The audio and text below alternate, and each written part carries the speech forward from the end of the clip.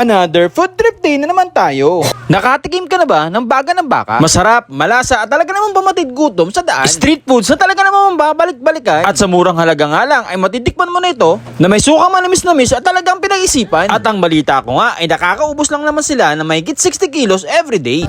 Mabilis at 4 na oras ang pinakamababa. Ilang kilo na ubos mo? 60. 60 kilos Opo, everyday? Grabe, napakarami. Nakatabya na malaki, sir. At sa halagang 20 pesos nga lang ay matitikman mo na ito na nakalagay sa maliit na cup. At kung mabitin ka nga naman ay meron naman sila ditong malaki lalagyanan na worth 100 pesos lang na pwede mong i-take out.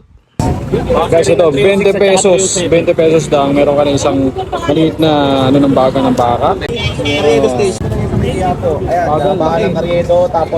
Ayun na boss, mga boss, baga ng baka, 20 pesos lang, isang isang maliit na lagyanan natin.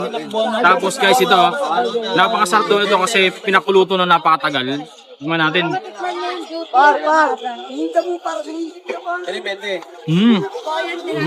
Tapa.